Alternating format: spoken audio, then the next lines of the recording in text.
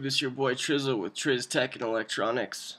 I'm back here today to give you a user review on a cell phone that I own that I really enjoyed, that I'm not presently using anymore, but I do greatly enjoy it and think it's a wonderful product. And that cell phone is the Samsung Galaxy Nexus. Yeah, this phone is awesome. I presently am not using it. As in my last review you saw, that I'm presently using an iPhone 4S. But I do really enjoy this phone. It's Galaxy Nexus. It has the gotta represent the Broncos, baby. Yeah. But anyway, this is a Android-based phone. Is the very first phone to ever have and ship with the Android 4.0 ice cream sandwich.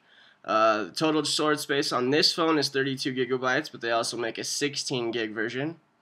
The total size of the phone from top to bottom is 5.3 inches. It's 2.7 inches wide.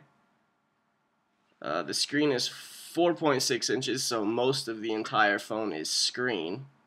It has a contour display. I don't know if you can actually see that too well in the video, but it comes down, it slopes at an angle. It fits your phone real nicely, as well as when the phone falls on the ground or something, it tries to keep it elevated off the screen. It doesn't work real well, but I mean, if it hits something hard, it's gonna break the screen anyway. The screen resolution, this is one of few phones that has a full 720p resolution on the screen. It is a 720p AMOLED display. Oh, sorry. It has a 5.0 megapixel front or rear facing camera, which you're thinking to yourself, 5 megapixels isn't a whole lot. Well, trust me, it takes some real good pictures. The camera also has zero shutter lag, so the moment that you hit the capture button, it takes the picture instantaneously. There is absolutely no shutter lag.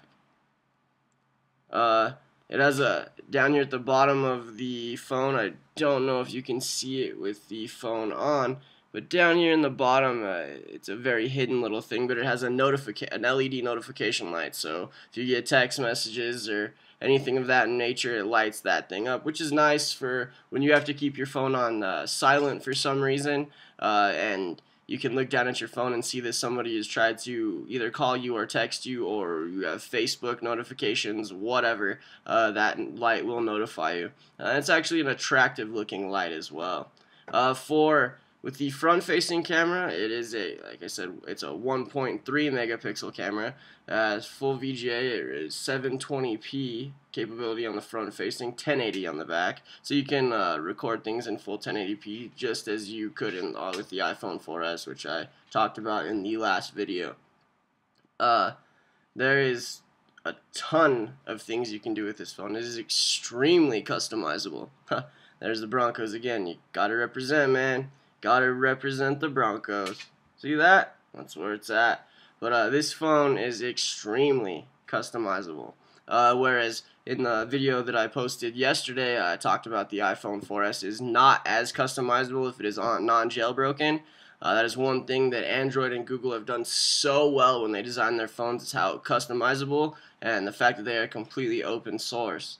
Apple only works when it's non-jailbroken. The iPhone only works with Apple products, things from the App Store. And when you're loading things onto it from your computer, it only works through iTunes, whereas any Android phone can work from iTunes or Windows Media Player or virtually any kind of those applications, which is, pretty handy. You don't have to solely depend on one single program or spot. It has such a wide variety of things. The phone is actually pretty light, and it's super thin, which I'm sure you can see that here in the thing. This is my iPhone with the case on, and it's pretty thin, but the G-Nex is very thin. It's very attractive too. It's a unique looking phone. I really enjoyed this phone, and there are a lot of things that I really enjoyed, like watching YouTube videos or Netflix or Hulu Plus or any of those things on this phone, because it's, as I said, in full 720p HD. So when you're watching a Netflix or Hulu, it's almost like it's streaming to your HD TV, but it's in the palm of your hand. It's really, really, really nice.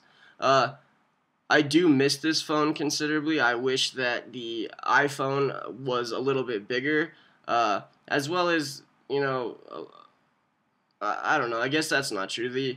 The I do wish that the iPhone was a teeny bit bigger, but the iPhone screen with that Retina really does look good. And I will get into the next video that I post will be a head-to-head competition between the iPhone 4S and the Samsung, and you will see exactly where I have my high points and low points with each device, what I like and dislike with both of them. That is, you know, like I said before, that is the thing about this channel that I'm trying to do versus most people that do tech channels here on YouTube, is that I don't necessarily give you the brief overview of the specs of the phone so you know, but most of it's just, you know, my opinion as a tech junkie and a user. I want you to know exactly what's up with these devices. I really, really do.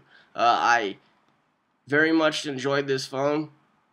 I'm actually going to hopefully set my girlfriend up with this phone. She's currently using an HTC Thunderbolt, which I could also do a review on, but it's such an old phone and I really, really didn't like it. I had that phone before this phone. This is what I upgraded to.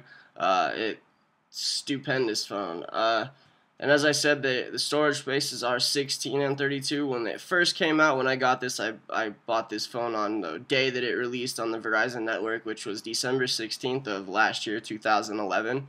And it only came in a 32 gig size. And now there's a 16 and 32, and they are starting to push the 32 gig sizes out. They are leaving it more towards the 16 gig. I'm not quite sure what Samsung and Google are thinking with that, because I loaded it up with a lot of applications. As well as I talked about in the iPhone review, if you look closely at the applications, this too has the ability to load things into folders. So like if I click on that one's social networking, right? It has Facebook, Twitter, Instagram, and YouTube in there. They're in a thing, and the photography one has the camera as well as the photos saved to it.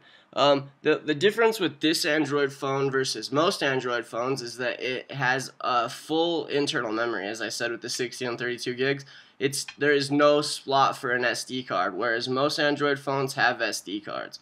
It's similar to the iPhone in that aspect, because the iPhone doesn't have a slot for an SD card either. As I said, that my iPhone is a 32 gig as well. They're very comparable to each other, but the Android 4.0 ice cream sandwich, which is an amazing operating system, Android and Google did a very, very good job with that operating system.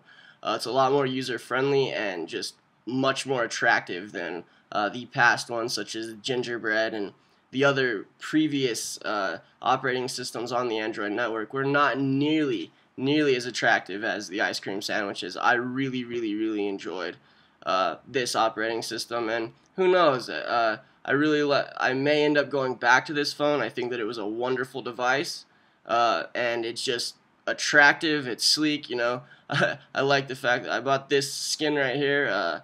It's a Bronco skin, as you can see on it. It is customized. It has Trizzle written on it, which is, you know, that's what I go by as Trizzle. And I had it customized from skinit.com. They have millions of skins for different devices. You can build them from the ground up. I designed the outside color, this orange and blue, and then picked the emblem that I wanted to go on it, as well as the tag, which has my name on it. Skinit.com, shout out to you guys, really, really good stuff. A little pricey, cost 20 bucks. There's supposed to be one that goes around the front edge, but it didn't quite fit my phone well enough, so I just left it off. And I think it looks kind of slick, because you got the slick black on the front, and then you got, boom, Broncos on the back. I really do enjoy that. If you are interested in that, definitely www.skinit.com. Check that out. It's real cool.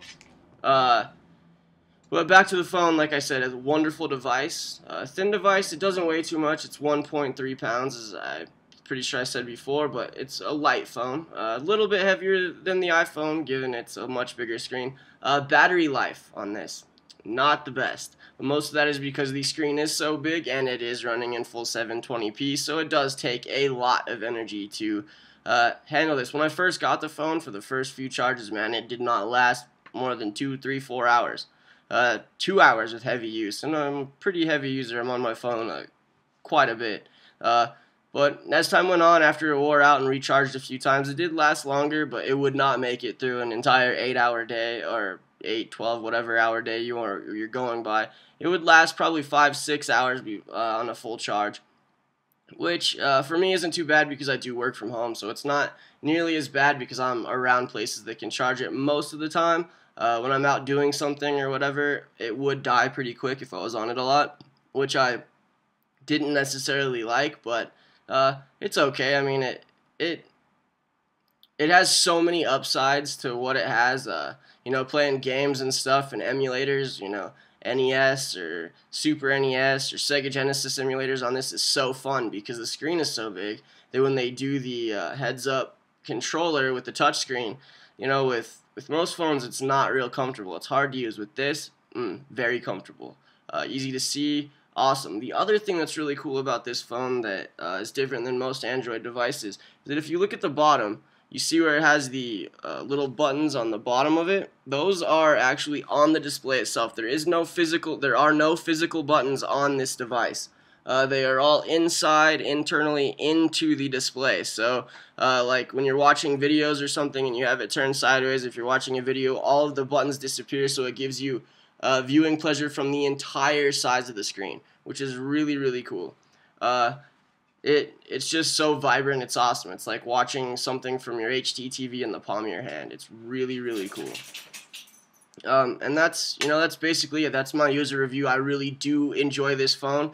The next one that I'm going to do will be a head-to-head with the Samsung Galaxy Nexus and the iPhone 4S. These two are going to go head-to-head with my user reviews. You have my basic ideas of what I like and dislike about these phones, but these are going to go head-to-head, and you're going to see much, much more. I haven't said this yet, but please press the like button below, and please subscribe to my channel. I'm really trying to get my name out there. Anyways, I hope you guys enjoyed this little user review. Hope you have a wonderful day, YouTube. Peace.